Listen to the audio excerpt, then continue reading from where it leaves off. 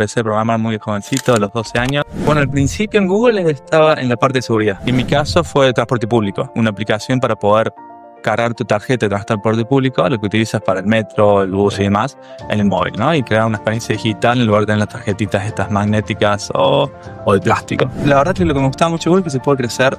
Es muy meritocrático. Si vos haces las cosas bien y generas impacto, se puede crecer rápido. La organización de Google son tres partes, ¿no? Está el salario base, tienes un bono, que es un proporcional a tu base, y luego lo más importante, sobre todo a medida que vas siendo más senior, son las acciones. Lo chulo es que si la empresa le va bien, que al empleado también le vaya bien. Bienvenidos a un nuevo podcast de Bamboo Talks. Hoy tenemos el placer de recibir a Miguel Andrés. ¿Qué tal? ¿Cómo estás? Muy bien, chicos. Buenos días. Bueno, hoy nos veréis en un spot algo distinto. Estamos en un coworking en el que tanto él como yo trabajamos y esperemos que el audio se escuche bien porque, bueno, en fin, esperemos no tener problemas. A mí hoy me ha tocado de forastero. Sí, viene casi no entras aquí, ¿eh? Casi. Bueno, nos gustaría empezar un poco, porque como todos los invitados que tenemos tienen un componente así de nacimiento emprendedor. Sabemos que has trabajado en Google durante muchísimos años como ingeniero de software, pero cuéntanos un poco tus inicios antes de entrar en Google. Antes de entrar en Google, bueno, a ver, inicio, vamos. Sí, inicio. Y esto más que nunca formato charla, que Perfecto, que mira. estamos aquí como si estuviéramos en el bar. Yo quizás como ya se nota, soy argentino y los inicios vienen de allí. Principalmente techie, programador, empecé a programar muy jovencito, a los 12 años. Me encantaba, luego hice mis estudios en Argentina, el bachelor y el máster en Computer Science. Tuve varios curros como programador mientras estudiaba y tuve incluso una empresita antes de terminar los estudios, también de IT Services. Y cuando terminé la carrera decidí irme al exterior. Me mudé a Holanda, hice un doctorado en Holanda en Computer Science y luego en Francia un postdoc también en Computer Science, Security, Privacy, System Verification. Y allí es un poco donde hice la transición hacia Google. La parte de investigación me gustaba mucho, pero me resultaba un poco abstracta, un poco menos aplicada de lo que me gustaría. Así que decidí volver a la industria y Google me venía persiguiendo desde hace un tiempo. Así que puse en contacto con ellos y me mudé en 2012. ¿Cómo consigues que Google te persiga? Ahí iba yo, porque, ostras, parece que Google sea una empresa cualquiera, ¿no? Google es de las empresas más grandes del mundo, de lo más top, especialmente para gente que es techie, ¿no? Como tú. Entonces, oye, ¿cómo consigues que Google te venga detrás? Bien, no sé, la verdad creo que en mi caso era principalmente, estaba haciendo doctorado en una buena universidad, un tema interesante. Y me contactaron varias veces, ¿no? Yo estaba en la mitad del doctorado, entonces les dije en este momento no, pero quizás más adelante hablamos, ¿no? Y así fue que seguimos en contacto y cuando un poco de mi lado me terminé de seguir, volví a retomar el contacto con ellos y empezaba un poco el proceso de entrevistas. Igual persiguiendo, igual significa que tenés un recruiter que te está contactando, pero luego tenés un proceso formado de entrevistas que son como casi 10 entrevistas, ¿no? Incluyendo un viaje a Silicon Valley y todo el día back-to-back interviews.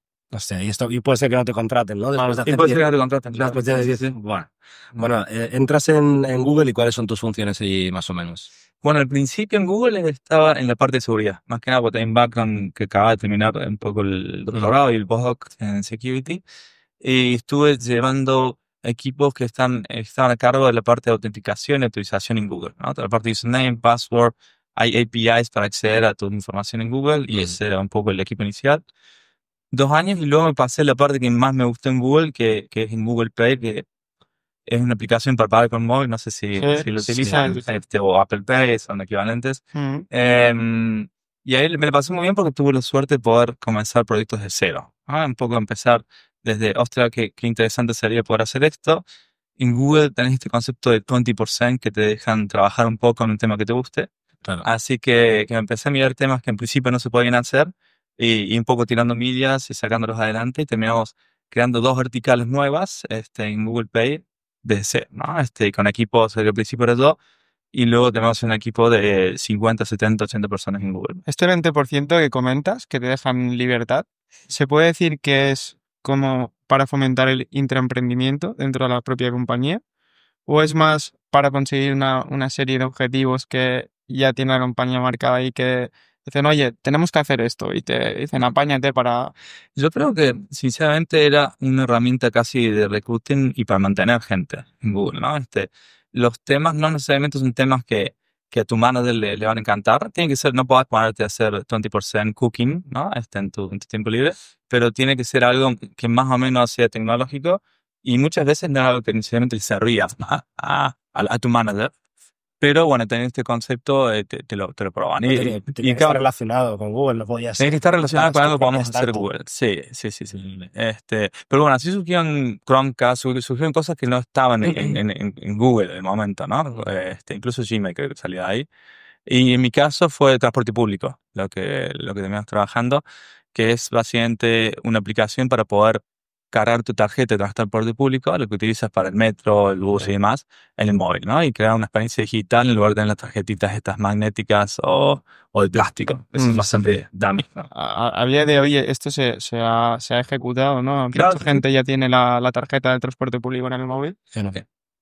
Exacto, mira, aquí en Barcelona, de hecho, trabajamos con Barcelona, con la agencia catalana. Muy al principio, hablamos varias veces y estaban haciendo rollout, pero ha ido un poco lento. Nosotros, el primero lo lanzamos en 2017-2018, el primero fue en Las Vegas, después en Melbourne, en Inglaterra, un par de lugares, después empezamos a ir a San Francisco, ciudad de Estados Unidos, y un rollout un poco city by city, ciudad por ciudad, porque así funciona el transporte público, ¿no? No es como una tarjeta de crédito que funciona en todo el país. Tu tarjeta de transporte público en Madrid funciona en Madrid, la de Barcelona funciona en Barcelona. Ahora creo que la flexibilidad esta de la que presumían las grandes tecnológicas de allí se ha reducido un poco. No sé si ya no quieren tanto teletrabajo y han vuelto todos a la oficina. Lo de las salas con fruta y bicicleta y para dormir y tal, y las PlayStations, no sé si ya existe, pero por entonces sí que había mucha cultura en las empresas tecnológicas, sobre todo ahí de San Francisco, de dar el mayor tipo de facilidades a los empleados. Que hasta cierto punto, desde el punto de vista del empleado, puede parecer algo bueno, pero en realidad lo que están haciendo es difuminando la línea entre la vida laboral y la vida personal, ¿no? Y eso lo que hacía era que quisieras pasar más tiempo en el trabajo y por consiguiente que estuvieras más tiempo allí trabajando para ellos, ¿no? Esto es un poco una conclusión mía que he sacado. Mucha gente estará, yo creo que mucha gente estará de acuerdo. Ahora, en el tiempo que estuviste allí, ¿tú habían estas facilidades? ¿No? Sí. ¿Y qué había? ¿Qué te podías encontrar? Un parque de diversión, tío. Hay como la ves en las películas, realmente, si han visto de Internet, hay varias películas, ¿no? De esta vida, y es literalmente eso, ¿no? Tenés desde, bueno, por supuesto, la comida, pero también las salas para dormir, te cortan el pelo, te lavan la ropa, podés estar todo el día. Hay gente que dormía ahí, Claro. son muy chulos, la verdad. O sea, es realmente como lo ves, ¿no? Y tenés salas de juegos. Nosotros, cuando estaba en mi oficina, teníamos una sala de pool, de billar, teníamos el arcade games y demás, y estaba muy chulo, ¿no? Y cuando lleva gente, y al final te acostumbras, ¿no? Lo ves todos los días, entonces te acostumbras. Pero es cierto, cuando llevas a alguien de fuera que decía, tío, me gustaría visitar la oficina y cada tanto te va alguien, Claro. te flipabas, parece. Decía, ostras, que acá en mi empresa nadie trabajaría nunca si te dices todo esto. Y la realidad es que no pasaba tanto eso, ¿ah? La realidad es que allí al menos en Silicon Valley hay mucho drive, ¿no? Hay mucha intensidad, hay muchas ganas de la peña que está en Google, se lo toma muy en serio y había muy poca gente usando eso, usando al menos la parte de gaming, ¿sí? ¿No? Después lo que sí había gente que estaba todo el día ahí, que iba, desayunaba, almorzaba y cenaba en Google, y en el medio iba al gimnasio, se dejaba, le lavaban la ropa, se cortaba el pelo y demás. Pero y se ahorraban en alquiler porque Claro. hacían vida, hacían vida allí, o sea. no tenían que gastar la pasta. Yo me acuerdo que había semanas que ni tocaba la billetera, ¿no? Yo, de todas formas, en mi caso, trataba la cena siempre en la cena en otro lado, y a veces incluso el almuerzo decía, chicos, vamos a otro lado. En mis equipos, Para cambiar de aire, ¿no? cambiar un poco de aire, porque tienes todo el día acá adentro. Depende de cómo te lo tomas. Al final es como todo, ¿no? Es una opción que tenías, y había gente que se lo tomaba literalmente y estaba todo el día, y otros que no tanto, ¿no? Pero hay como una alternativa. No hay nadie que te diga, que te esté controlando a qué horas estabas, que tenías que hacerle, quedarte tarde o cenar en Google. Entiendo que con los años empezaste a tener algo más de responsabilidad dentro de Google. Sí. ¿Hasta qué punto llegaste más o menos? Vale, empecé como software engineer, Vale. y dentro del mismo el primer equipo me pasé a TL, que es Technical Lead, que es donde llevas no tenés responsabilidades de manager, pues tenés responsabilidades técnicas sobre el producto que estás haciendo. O sea, un producto de autenticación, autorización que se usa mucho en Google. Eso es el primer equipo. El segundo equipo, ya me promovieron en ese equipo, me pasé al segundo, me volvieron a promover y cuando hice esa promoción estaba alrededor del 3% de ingenieros top de Google, digamos, en cuanto a, te miras un poco el ranking. Y después me pasé a manager también. Entonces era tech lead manager hasta donde debe estar. Y al final, un poco, bueno, ya después si quieren hablamos un poco más de cuando me salí, pero bueno, la verdad que lo que me gustaba mucho de Google es que se puede crecer, es muy meritocrático. Si vos haces las cosas bien y generas impacto, se puede crecer, sí, crecer rápido. Y iba muy bien. Ahora iba ya para un ascenso más, pero me llevó un tiempito y justo nací mi primer peque y dije, Ok. nos mudamos a Guatemala. ¿Qué pasó? Ujú. Dado que has dicho que es por meritocracia, que se puede ir creciendo, promocionándose, ¿por qué decidiste dejarlo y cambiar de Cambiar. profesión? Bueno, mira, pasó a ver un par de cosas. Primero que nosotros nos hemos ido a Estados Unidos con mi mujer principalmente como una aventura. Vamos a probar un tiempito, ahorrar un poco, ver de qué va. Y ya se nos habían pasado 7 años, ¿no? Entonces, se muestra que la aventura se está haciendo larga. Tuvimos el primer peque y pensamos, bueno, una vez que ya entra en el sistema, después se va a hacer un poco más difícil la salida. Em, Luego, en Google, a mí lo que me di cuenta que más me gustaba es eso, lo que les comentaba así, empezar proyectos de cero Ujú. y ir a tope, ¿no? Y se hacía cada vez más difícil. Google estaba creciendo mucho de tamaño, y como que cada vez más burocracia, y no era tan fácil. Yo creo que tuve suerte de conseguir un par de proyectos potentes y poder avanzar rápido, pero no, era cada vez más difícil, ¿no? Y esto de transporte público era el segundo, ya lo habíamos lanzado en muchas ciudades del mundo y ya estaba convirtiendo más en un proceso de ir más Iterativo, operativo ¿no? que realmente innovativo, ¿no? Wow. Entonces sí que tenía la promoción que mi madre me dijo, "Bertillo, que si te quedas 6 meses más, nos quedan 2 o 3 lanzamientos y te viene otra promoción. Pero al final estábamos motivados por seguir haciendo cosas que por promociones en Google, ¿no? Sí, que entonces te gusta bajar al barro y Me gusta Construir. ir rápido, construir. construir, ir rápido. Y también veía, sinceramente, a mis jefes en Google que no sé si los envidiaban mucho. Al final están todos los días en reuniones, están a tope. Mm. Sí, ganaban mucho. Mi Es una jefe ganaba. conclusión que No, que alguna vez hemos comentado, ¿verdad? sí, eso es una conclusión que muchas veces hemos comentado. Creo que es una buena premisa a la hora de tomar decisiones a nivel profesional y es, en el trabajo donde estás, miras a tu jefe y te preguntas a ti mismo, yo admiro a esta persona, me gustaría estar haciendo lo que está haciendo esta persona. Si la respuesta es sí, obviamente, tu decisión debe estar más hacia me quedo e intento promocionarme y tal. Si la respuesta es que no, creo que no es el lugar, no es el lugar indicado para crecer profesionalmente, porque no te gusta donde estás, porque tu jefe está haciendo unas tareas que a ti no, porque te gusta más el barro. Entonces, el racional de esta conclusión es, yo hago las cosas bien, me ascienden, pero cuando me ascienden tengo que hacer unas cosas que no quiero hacer. Que no me gustan tanto. Entonces es como, quizás no estás siguiendo el camino correcto. Que puede ser por muchos motivos. De hecho, nosotros cuando estábamos en la universidad había personas, alumnos que nos decían como compañeros y amigos que no querían tomar responsabilidades en su vida profesional.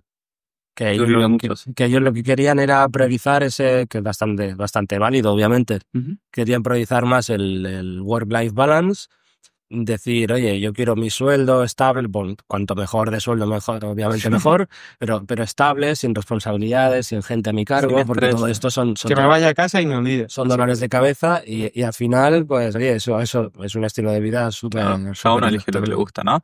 En mi caso, lo que decía, mi jefe ganan muchísimo dinero, millones, pero estaban todo el día conectados y las reuniones eran casi en aviones. O sea, llegaba un punto en el que decía, mira, si quiero una reunión, me voy a Nueva York, subite y charlamos en el vuelo, ¿no? Claro. Tío, vivir así. Y en startups sí que se suelen dar incentivos en formato no dinerario, sino en acciones. Ujú. Pero cuando estás en Google, ¿hay algún tipo de retribución variable? Sí, Sí. la combinación de Google son 3 partes, ¿no? Vale. Está el salario base, bueno, que ya es muy bueno. Luego tienes un bono, que es un proporcional a tu base, que va creciendo a medida que vas ascendiendo y que va entre el 15 y el 25% más o menos. Y luego lo más importante, sobre todo a medida que vas siendo más senior, son las acciones, ¿no? Las acciones al final cuando me salí de Google era el 60% de mi compensación, digamos, ¿no? Joder. Y mientras más subes, puede ser 70, 80, 90, ¿no? Sobre todo con las acciones Google, yo cuando entré desde que yo entré a Google hasta que salí hice un por 10 la acción, ¿no? Entonces eso al final es lo que termina Hostia. Claro, ayudando mucho, ¿no? claro. O sea, Pero porque da o sea, es un caso específico, ¿no? Que Google No lo en hace todas las muy bien. empresas. ¿Sabes? Pero hay otro tipo de empresas cotizadas que en su plan de incentivos también incluyen paquete de acciones. y ese no ha crecido, ¿no? Claro. Como Claro. cuál, ponme algún ejemplo.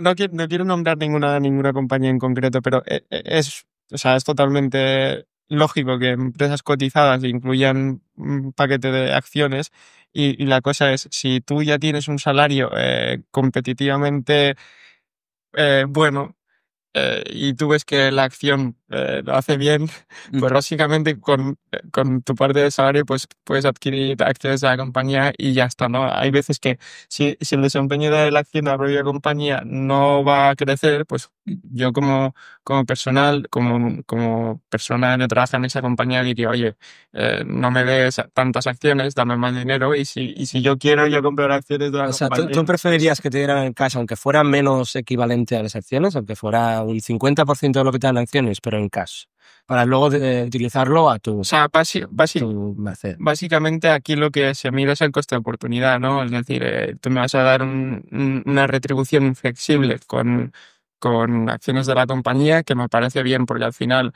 de una manera u otra lo que se hace es incentivar al personal a promover el buen desempeño de la compañía, ¿no? Y el compromiso. Pero no es, ahí es donde voy yo, que no siempre el buen desempeño de una compañía se corresponde a la misma vez en el mercado. Entonces, como el precio al final es lo que paga, yo digo, si a mí ya me pagan mucho, porque tengo un salario muy competitivo, quizá no necesito que tener un 60%, un 70% de retribución variable en paquete de Y acciones. depende de la empresa. Mira, Netflix, por ejemplo, lo hace así. Netflix se paga un base más alto, o lo hacía, no sé, hoy en día se ha cambiado, pero te paga un base mucho más alto y tú haces lo que quieres con ese dinero. Y si no, mira los de Nvidia, los trabajadores de Nvidia, ¿no? Ese es el tema, ¿no? Que al final yo creo que es interesante, que lo chulo es que si la empresa le va bien, que al empleado también le vaya bien.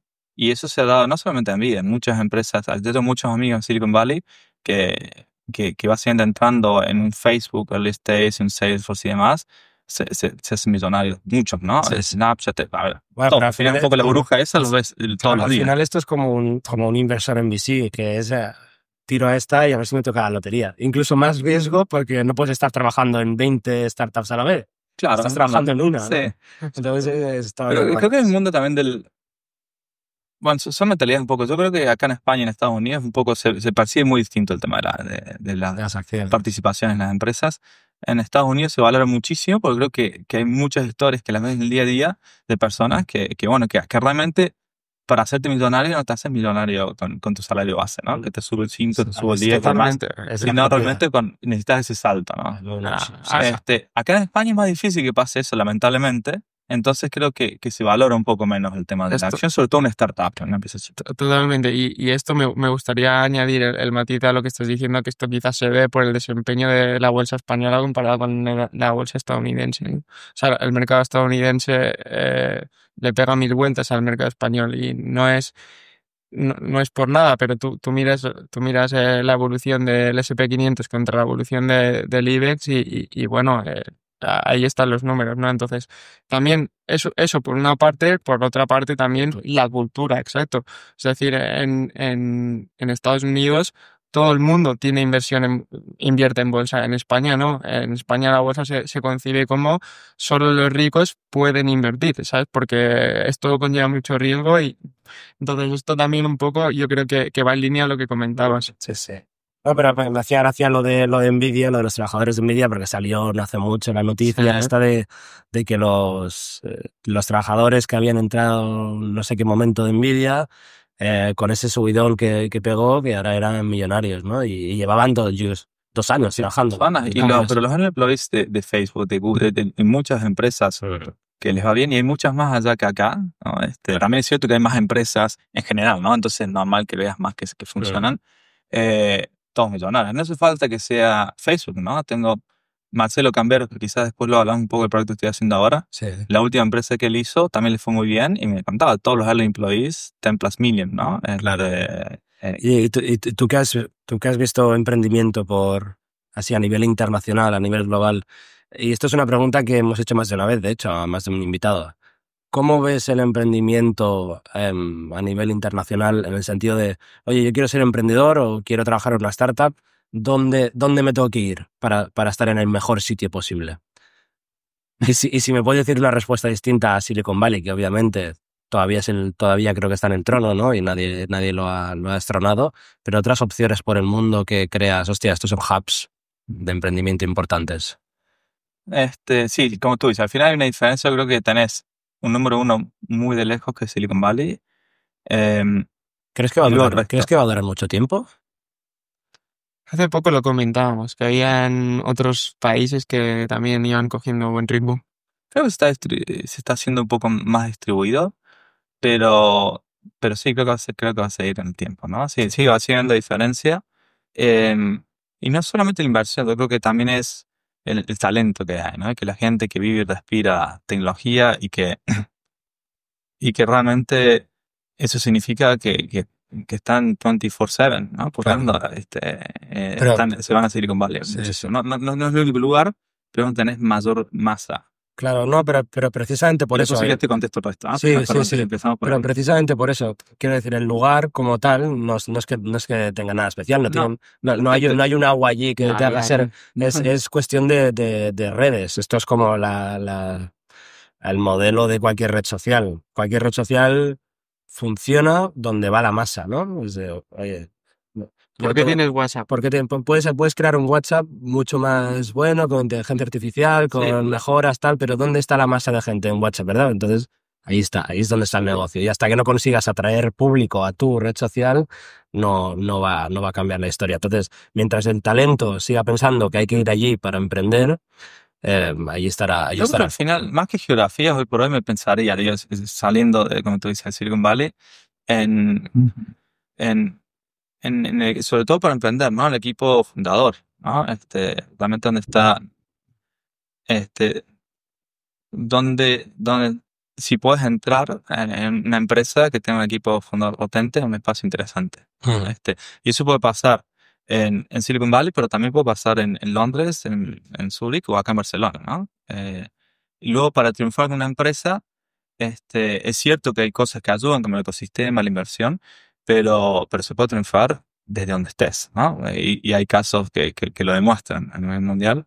Eh, pero lo que depende mucho es eso, un poco de, para mí, el equipo fundador, que también un poco la cultura, la forma de trabajar, la visión de la empresa, y luego la garra de las personas trabajando allí. No creo que hoy por hoy, algo que decía antes, ¿no? Con respecto a la intensidad de trabajo, claro, allá en Silicon Valley, las empresas trabajan de lunes a lunes prácticamente. No sé bien, salió hace poquito justo de Google, ¿no? Sergey Brin que dijo, para competir con las startups que están saliendo en Search, en AI y demás, tenemos que trabajar en realidad 60 horas por semana, no 40. Y allí hay gente y no lo digo como algo negativo, ¿no? Al final son decisiones de vida. Yo también trabajaba 60 horas por semana y me lo pasaba genial. Pero depende del momento de tu vida, ¿no? A lo mejor dentro del momento Claro. no te interesa, o a lo mejor nunca te interesó y no pasa nada. Pero ese tipo de cosas son las que tienen un factor bastante importante, determinante en cuanto a el éxito de la empresa. Sí, yo creo que es muy difícil ganarle a una empresa que trabaje ese ritmo, trabajando muy tranquilito, 20 horas por semana, con cafecitos y otra intensidad, ¿no? Ujú. No digo que no se pueda, pero que vas con desventaja. Totalmente, totalmente. Al final, una empresa no deja de ser la gente que trabaja allí, ¿no? Entonces, Eso. evidentemente, si giras la rueda más rápido, pues es que Te tiene que eso es gustar. lo que hay, o sea, es que no puedes pretender competir a mitad de ritmo. Es muy difícil, a lo Claro. mejor pasa uno en millón porque tu ocurre oportunidad que no se le ocurre a nadie, pero digo, lo normal, digo, Es lo eso habitual, lo hace- es lo no es lo habitual, ¿no? Bueno, volvamos un poco a la línea cronológica. Decides dejar Google y a partir de allí, ¿a dónde vas? Decidimos dejar Google y elegimos Barcelona. Al final dijimos, bueno, nos volvemos a Europa, mujeres de Francia. Teníamos varias opciones, podéis incluso seguir en Google, tanto en París que tenemos oficina, como acá mi hermano me dijo, si querés, seguí en remoto en la época que no existía remoto, pero yo no quería, ¿no? En ese momento. Y elegimos Barcelona porque nos encanta la ciudad, tenemos muchos amigos y nos parece un lugar espectacular. Y a partir de ahí fue buscar un poco opciones en Barcelona. En Google, como si hay muchísimos recruiters que están contactando de manera continua, entonces eh, hice un follow-up, perdón, estoy mezclando un poco español e inglés, hay una cosa en hacer No, mucho no, en español. puedes Eh, hacerles un problema. sí, vale. Sí. Entonces hice follow-up con algunos de los recruiters que vi que estaban en Europa. Le dije, me interesa Barcelona, este tipo de posiciones, dígame si hay algo interesante y charlamos, ¿no? Y me fueron armando como un itinerario, hablé con varias y la que más me gustó fue Buddy en ese momento. La Startup Buddy. La Startup Buddy, que es un marketplace para Mm. encontrar compa de piso, no sé, acá en Barcelona creo que es relativamente conocida. Sí. Y entré como CTO a llevar la parte de tecnología y luego también un poco la parte de producto, muy al principio también la dieron a mí. Y estuve 2 años allí. Y fue una linda aventura, muy buena empresa. Pero bueno, nos agarró un poco el COVID y Ya. se hizo, tuvimos unas épocas dulces y épocas más complicadas. Claro. O sea, ha tenido problemas Buddy con la parte del COVID. Sí, por el modelo de negocio nuestro era, básicamente, la peña que estaba más dispuesta a pagar para encontrar su compañero de piso era gente que venía de otras ciudades porque no podía visitarlo. Claro. Y eso es lo que se frenó de un día para el otro con COVID, hizo bueno, que no tengamos ningún tipo de ingreso en un momento en que para nosotros era importante mostrar poder crear esos ingresos, con lo cual, y también se frenó mucho la inversión, ¿no? Y Buddy, una empresa que en ese momento habíamos levantado 50 millones y es como Joder. que vivíamos mucho de la inversión en otras épocas, ¿no? Antes, Sí, hoy sí. por hoy creo que el ecosistema ha cambiado, pero en aquella época era growth, ¿no? A lo Uber, WeWork y demás, y los unit economics se vendrán. Y No habéis llegado al break-even, ¿no? no, ni de cerca, ni de cerca. No era una palabra que se utilizase en una charla en un board. Vale.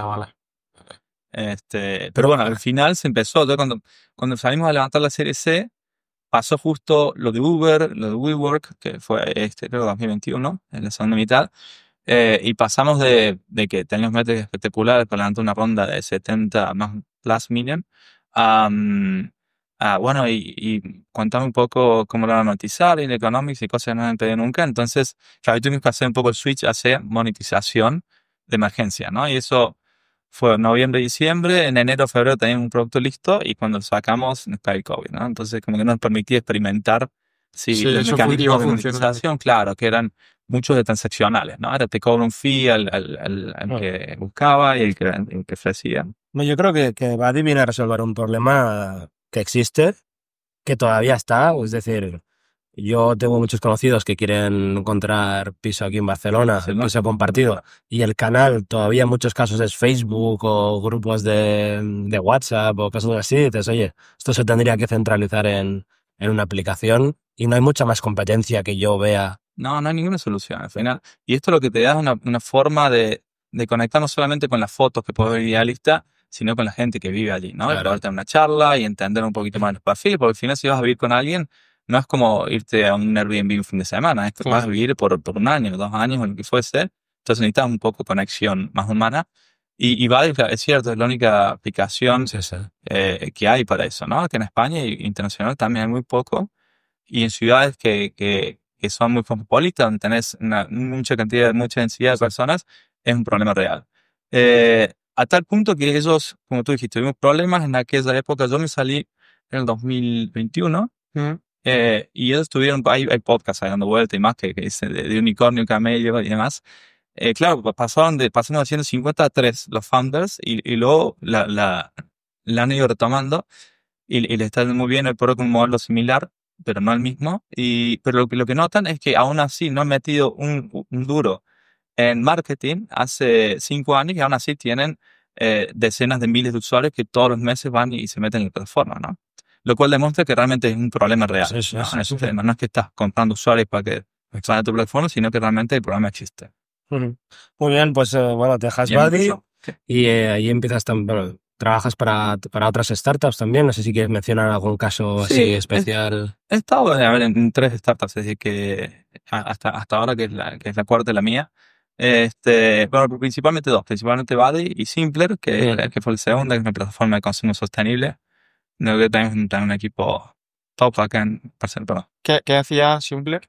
Siempre un poco hemos ido cambiando, ¿no? Inicialmente el concepto era em, que la gente compre menos y utilice más las cosas sin tener que comprarlas para que después se las pueda dar a otra persona y ese elemento tenga un ciclo de vida más largo, ¿no? Un poco eh, ¿Qué es tipo un de concepto. productos hay? Todo tipo de productos, Todo. desde muebles hasta la bici, tu casa, tu móvil, a nivel con productos físicos y también estaban productos eh, más digitales, perdón, creo que mencioné también el coche y productos también más digitales, ¿no? Podías tener suscripciones, podías, pam, pam,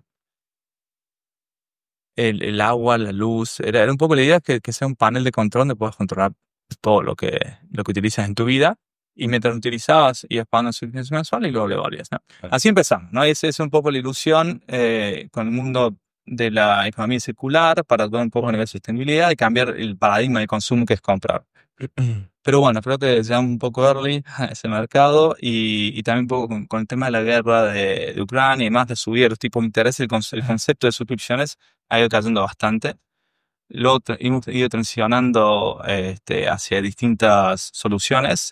Pasamos de eso a B2B, después un SaaS y demás, pero no ha funcionado. Sí, es increíble cómo la macroeconomía o los aspectos externos ajenos a una compañía pueden afectar tanto, sobre todo cuando una empresa es early stage, ¿no? Que depende tanto del ciclo y del mercado, del crecimiento del mercado, etcétera. Al final, una de las cosas chulas de la economía es precisamente eso, ¿no? Que todo está conectado, ¿no? Al final, los tipos de interés es que es el precio del dinero. Sin dinero no se hace nada.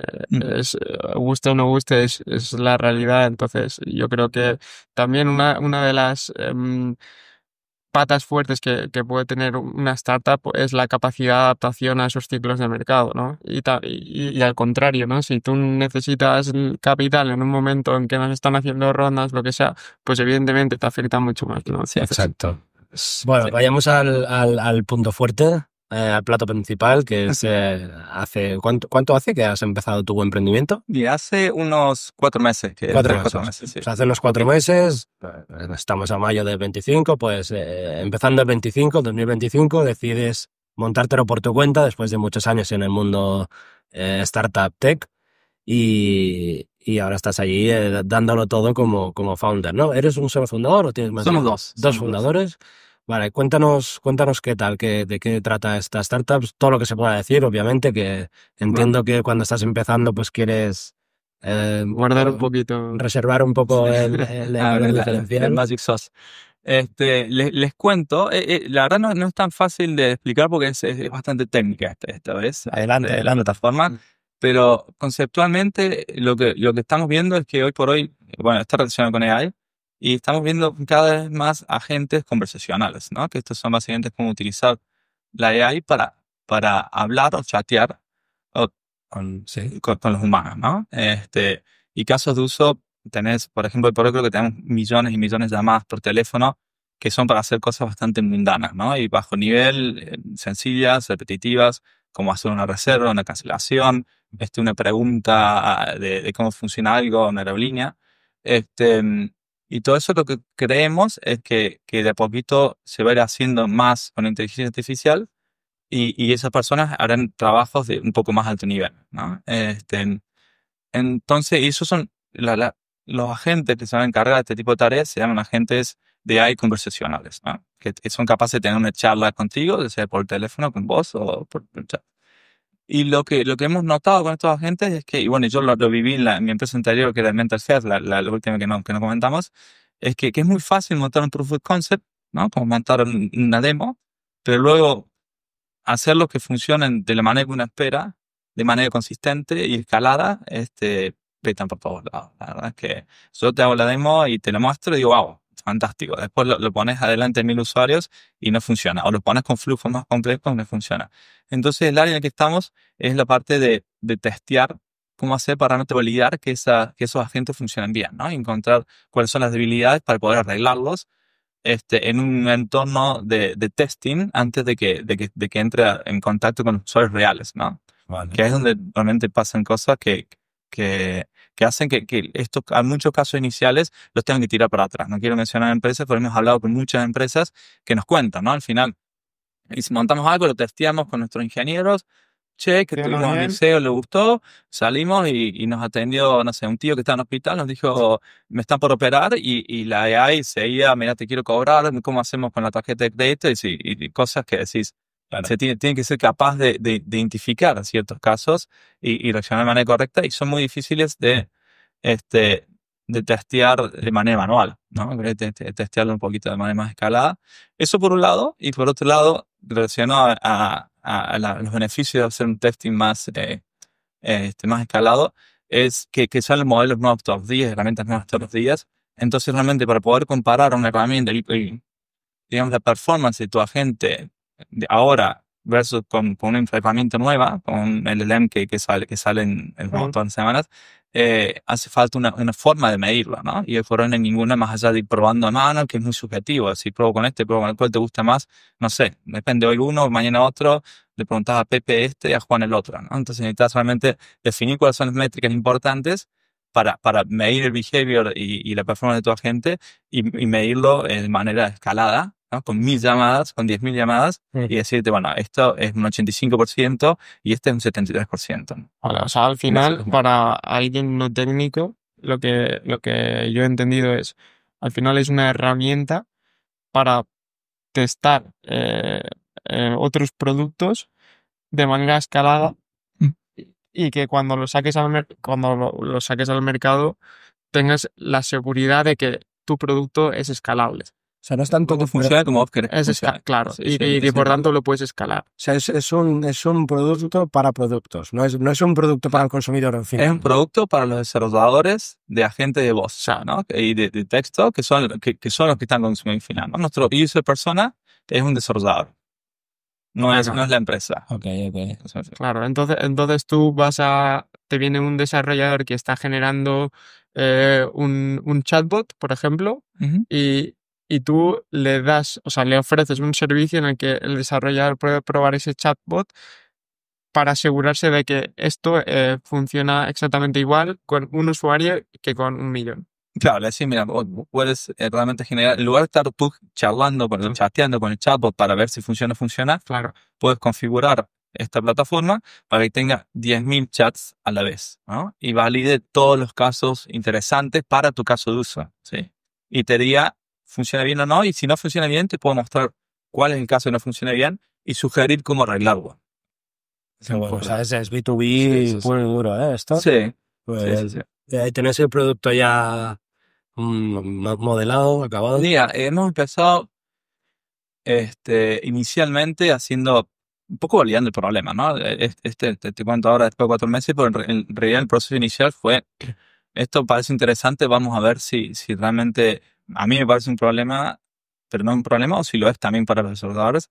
Entonces comenzamos teniendo charlas con desarrolladores de agentes conversacionales, em, y preguntándoles un poco de manera muy abierta, ¿no? ¿Cuál es tu major pain point? ¿En qué te pasas el tiempo? ¿Qué cosas te frustran? Y un poco saliendo de manera consistente esta parte, ¿no? Que lleva mucho tiempo y es aburrido estar testeando. Luego eso fue el primer mes. El segundo mes yo me monté con una demo de lo que podría ser esta plataforma que yo tenía en mente y que era difícil explicarla, así me está costando explicárselo a ustedes, pero de manera visual es mucho más fácil de entender. Entonces monté una demo usando herramientas que hay varias para hacer este vibe coding que por ahora está tan de moda.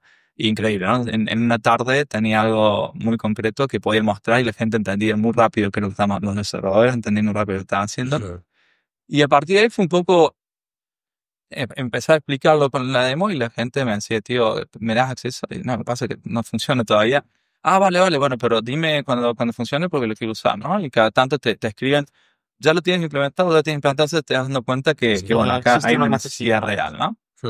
Y lo que hemos hecho, en base a eso, con muchas empresas, hemos firmado 4 design partners, que se llama, que son empresas que se comprometen a utilizar tu producto a medida que lo vas construyendo y lo estamos montando. Son las primeras contrataciones y comienzan a levantar pasos. Supongo que también que el consumidor, o sea, que tu cliente utilice tu producto también te retroalimenta a ti para seguir mejorando y aplicando mejor. Claro, porque vas cogiendo ese feedback constante del usuario, ¿no? Claro, de los datos, al final vos vas testeando muchos agentes y estos agentes de voz o de texto, ¿no? Son muy parecidos. Al final muchos de Customer Support, Debt Collection, más del lado de finanzas, hay en Mental Health, están por todos lados y va a haber cada vez más. Yo creo que el futuro, la forma de comunicarnos con la tecnología va a ser conversacional, no va a ser más apretando botoncitos y buscando, navegando en la página web, Control F y demás. Entonces ya está empezando a salir. Estamos empezando a ver un poco esa primera ola, el principio del hockey stick. Y lo que nos permite hacer es ver dónde fallan distintas categorías de agentes, ¿no? Con datos más a escala, que al final los datos hoy por hoy es lo más importante, ¿no? Entonces, testeas uno, testeas dos. Cuando vas a testear el 10º, ya sabes con bastantes chances por dónde puedes buscar los problemas y por dónde puedes sugerirles soluciones, ¿no? ¿Y con qué modelo de negocio vais a salir al mercado? ¿Será primero un meses freemium de estos de gratis y luego una suscripción? ¿O sí, mira, esto lo tenéis pensado ya? Sí, va un poco por fases, ¿no? La fase inicial de Design Partners que les comentaba, no cobramos, ¿no? Al final, porque ellos también nos ayudan a testear, es un producto que tendrá sus problemas al principio. Y luego tenemos una fase beta, ¿no? Donde tenés como acceso ya más comercial a un producto por un tiempo limitado, con el compromiso luego, y eso también es gratis, con el compromiso de cuando lancemos la versión, un poco cuando tengamos el lanzamiento inicial, estén dispuestos a pagar, ¿no? El precio que sea. Y con respecto a cómo se cobra, va bastante, hoy por hoy, va bastante de la mano de créditos. Este concepto de SaaS en el que pagas una cuota fija y usas todo lo que querés, en el mundo de AI no funciona muy bien porque los GPUs son caros, ¿no? Entonces, podés perder dinero, ¿no? Depende de tu unit economics, se rompen, depende de cuánto lo uses. Eso antes con CPU me pasaba, pero con GPUs sí pasa. ¿Cuál es esta diferencia? No he entendido esto. CPU, GPU, sí, no sé qué significa. Sí, mira. En el mundo SaaS no sé si le suena, ¿no? Pero en general tienes un producto y tú pagas 10 pounds en Netflix, ¿no? O un producto que sea, o a nivel B2B es neutral, ¿no? Y tú pagas un precio fijo y puedes utilizar la plataforma todo lo que quieras, ¿sí? Y eso sale a cuenta porque para que esa plataforma corre sobre una tecnología que se llama CPUs, que es un poco los tipos de ordenadores que necesitas para que se ejecute el código que tiene que servir tus pedidos, ¿no? Y el precio es muy bajo. Ahora, hoy en día, con AI, NVIDIA, justo que hablamos antes, lo que hace es desarrollar GPUs, que son unas unidades de procesamiento especiales que corren inferencia en redes neuronales, ¿no? De esa manera técnica, de manera un poco más informal. Para correr AI necesitas un tipo de tecnología distinta a la que necesitas para correr un proceso normal. Y esas unidades de procesamiento son mucho más caras de lo que son, lo que es el uso más tradicional de ordenadores. Por lo cual, si tú cobras 10 y tenés una persona, por eso ChatGPT no se dio en cuenta, ¿no? ChatGPT te dice, lo utilizas, pero cuando utilizas más de tantas queries, ¿no? En un modelo de estos que son más de razonar, te dice, hasta acá, tío, porque si no pierdo. Claro, hasta mañana a las 2:47 no. Dice, puedes hacer 50 queries, ¿no? 50 preguntas, pero luego te freno, te capo, porque si no empiezo a perder dinero. Eso es porque realmente son mucho más caros. O sea, por lo que he entendido, la unidad de procesamiento de IA, que son las GPUs, son mucho más caras que las unidades de procesamiento de sistema básico.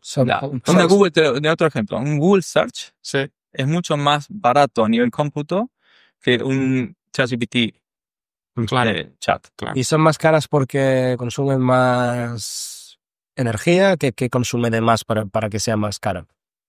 Consume más energía, pero es principalmente el costo de estos la unidad de chips. O sea, poder fabricarlo es mucho más complejo que... Fabricarlo es más complejo y por hoy no se consigue tanto, pero eso va a ir bajando, ¿eh? Todo esto va a ir bajando.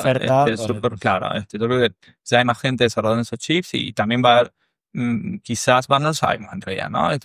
Creo que el precio va a bajar, pero la demanda interesante, ¿no? Por el uso va a seguir subiendo, ¿no? Claro. También a nivel algorítmico se está empezando a encontrar formas de utilizar menos procesamiento para hacer las mismas cosas, y esto DeepSeek que salió hace no tanto AI China, y un poco por ahí, ¿no? Estamos viendo que al final hay formas algorítmicas de optimizar el uso de estos GPUs que no es necesariamente fuerza bruta de tenerlos corriendo todo el tiempo, ¿no? Pero hoy por hoy esa es la realidad, entonces los modelos de negocio de muchas de estas empresas son por tokens, que se llama, ¿sí? Entonces, o en otra palabra, en otra forma, de otra forma es por uso. Mientras más lo usas, más pagas. ¿Sí? Vale. Vale. Y vosotros estáis apuntando un poco hacia ese modelo, hacia ese modelo de negocio, ¿no? Yo creo que nosotros, por nuestro tipo de plataforma, sí. Mm. Lo que estamos viendo que muchos agentes comerciales están haciendo es por valor, que es súper interesante, ¿no? Entonces, que es un modelo un poco de negocio nuevo, en el que tú dices, por ejemplo, en el caso de colección de deuda, recolección de deuda, tú le dices a tu cliente, que puede ser un banco o puede ser una telco, le dices, mira, tú dame la lista de personas que te deben dinero, yo corro mi AI haciendo llamadas o mensajes o SMS, y del dinero que te recupero me quedo el 15%. Va, éxito. A éxito, a éxito. Pues, Es un modelo que no hemos visto tanto para ese tipo de no, es interesante, pero a nivel de proveedor de servicios o de producto, creo que no va a ser tan rentable como lo era hasta ahora. Quiero decir, siempre se ha buscado, yo creo que siempre has pagado por algo y nunca lo has acabado de utilizar como software. Una empresa que Sí. contrata otro software, creo que nunca pasa más, que acabas pagando más de lo que realmente lo utilizas, que digas, hostia, me estoy pagando tal y lo estoy utilizando por un precio mayor. O sea, el retorno que me da, Sí. el valor del retorno que me da es mayor a lo que estoy pagando. Eso pasa poco, en realidad. Siempre acabas diciendo, hostia, estoy pagando esto y no lo acabo de sacar el valor que me gustaría. Pero bueno, da igual. Entiendo el punto, pero si al fin, o sea, entiendo el punto y estoy de acuerdo, ¿eh? Pero si al final, Como consumidor es mejor, eso está claro. claro, pero no, y ya no eso, sino si tú te centras en correr ese servicio, por ejemplo, en un nicho de mercado que tiene una necesidad específica y que ahí sí que aporta valor, pues me parece súper interesante pues, el ejemplo que has puesto, ¿no? Si gracias a que yo he pasado la IA y me he peinado toda tu lista de gente que te dé dinero y gracias a eso has recuperado tanto en un tiempo récord que tú no tenías la capacidad de hacerlo, pues al final el banco te va a decir, oye, que yo lo que quiero es recuperar dinero. Me da igual darte una pequeña comisión, Sí, ¿no? pero seguro que si él fuera, bueno, si la gente conversacional fuera al banco y le dijera, oye, no, por éxito no, sino por suscripción, como se ha hecho toda la vida, seguro que ganaría más que por éxito. Claro. Porque las expectativas de lo que se va a hacer siempre son mejores de lo que luego la realidad. Sí, estamos Pero- al principio, ¿no? Entonces creo que en algunos casos este tipo de cosas incentivan a que uno pruebe porque Sí, entonces sí. el ROI es más trivial. Exacto. A futuro habrá que ver cómo evoluciona, pero es interesante porque cambia un poco el paradigma, ¿no? Del SaaS, Prime SaaS Claro. tradicional. Y yo lo veo como un argumento mucho más potente, ¿no? A la hora de intentar penetrar el mercado con el producto, ¿no? De decir, oye, que yo solo te voy a cobrar por el valor que te voy a otorgar. Exactamente. Entonces, Si no funciona, no te cuesta nada. claro, tan fácil como eso. Entonces, eso también te va a ayudar a conseguir más fácil y más rápido esa masa crítica, ¿no? Que puedes necesitar, pues, para absorber todo el tema de estos costes que estamos comentando.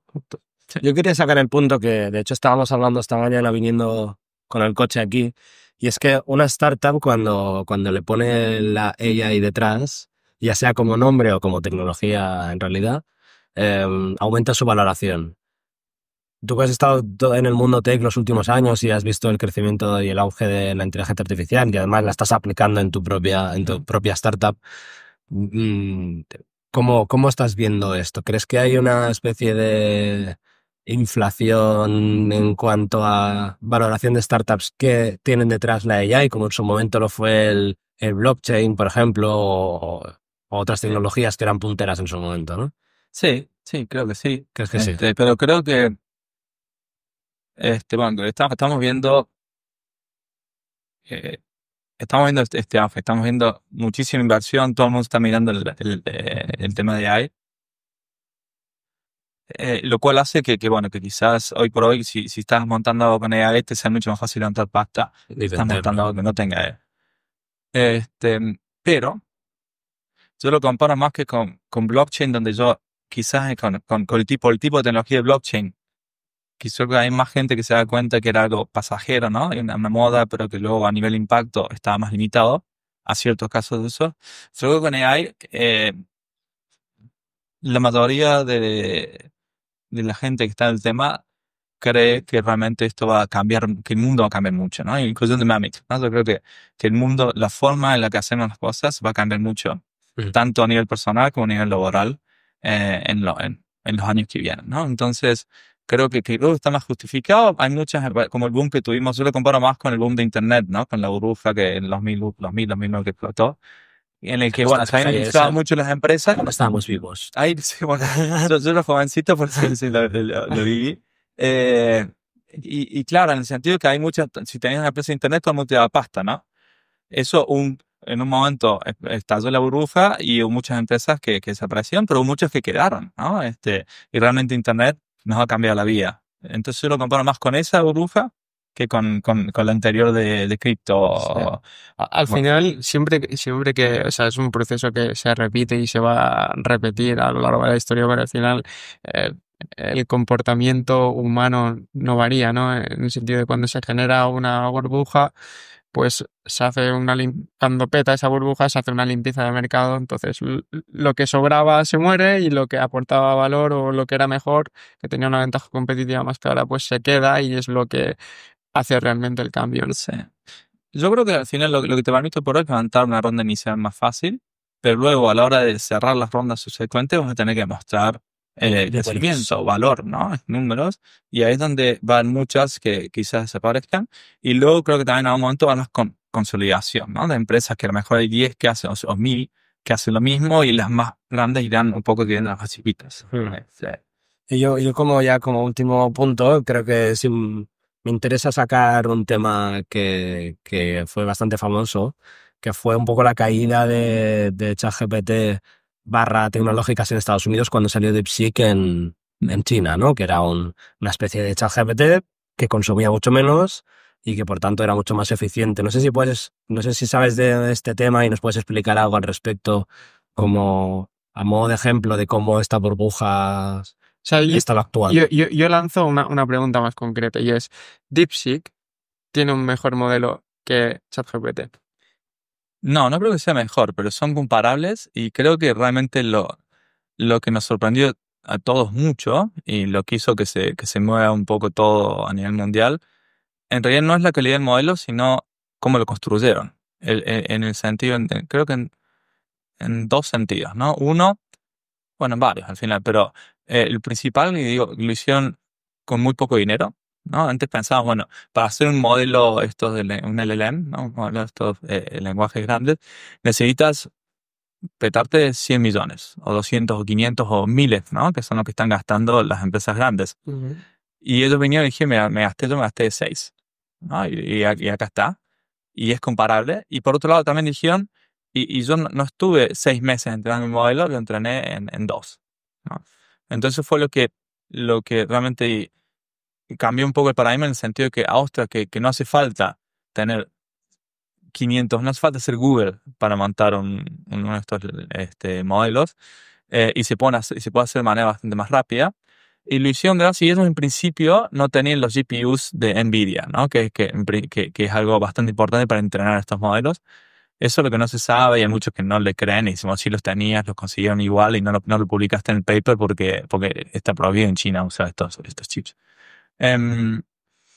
Pero realmente ellos estuvo muy bien porque publicaron un paper describiendo exactamente cómo lo habían hecho, ¿no? Porque si no también la gente decía un poco incrédula. Claro. Y lo que terminaron encontrando fue formas, lo que hablábamos antes, y mejoras algorítmicas para poder hacer más con lo mismo, ¿no? Y algunas técnicas que son un poco más técnicas para utilizar, quizás dicen muchos, ¿no? Utilizar los modelos más potentes para entrenar el modelo de ellos que era menos potente, pero terminó siendo comparativamente potente con... O sea, aquí la principal diferencia es entre la eficiencia de recursos que necesita un modelo comparado con el otro, pero es que además, aunque el modelo de DeepSeek tiene muchos menos millones detrás, es comparable con un modelo que ha gastado mucho más, como puede ser el de OpenAI. Que han estado mucho más tiempo desarrollándolo y han gastado mucho más para equipos mucho más grandes, ¿no? Entonces ahí como que la peña dijo, ostras, que a lo mejor OpenAI no tiene tanta ventaja, ¿no? O Google no tiene tanta ventaja. ¿Y dónde ha quedado todo esto? Toda esta historia, ¿cómo ha acabado? La batalla entre DeepSeek y ChatGPT.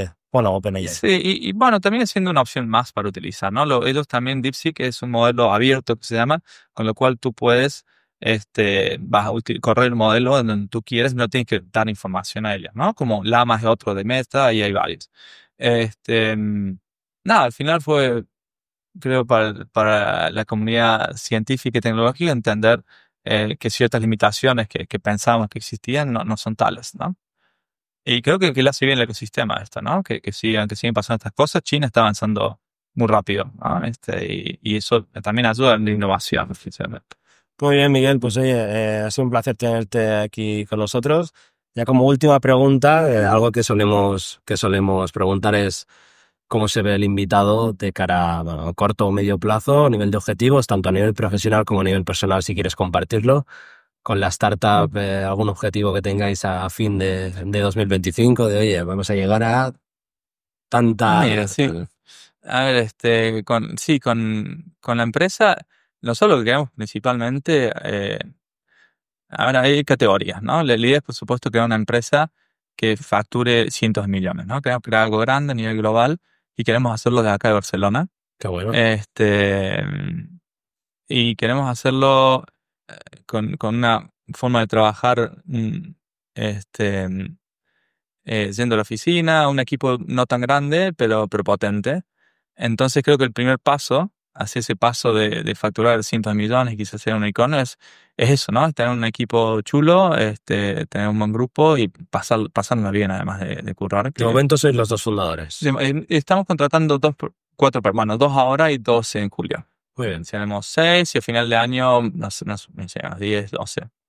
Depende, queremos ser lo más chico posible, pero si hay mucho pool de mercado, también hay que ser oportuno. Claro, se necesita gente para mover las cosas. Sí. Si estamos viendo muchas empresas que al final también pasando eso, ¿no? Que son 10, 12 y les vienen cayendo de 1 millón de ARR por semana y como que tienen que de alguna forma escalar, ¿no? Los Lovables, Vercel, Bolt, hay un montón de estas con Vibe Coding hoy por hoy.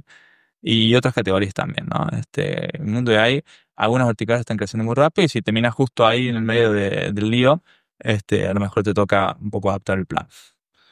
Pues muy bien, muy claro el mensaje, un proyectazo desde luego. Y desde aquí deseamos muchos éxitos. Y te seguiremos de cerca. Claro, exacto. Muchas gracias. Y quizá en un futuro se repite el podcast, ¿no? Explicando desde otra perspectiva ya. Claro, desde otra posición.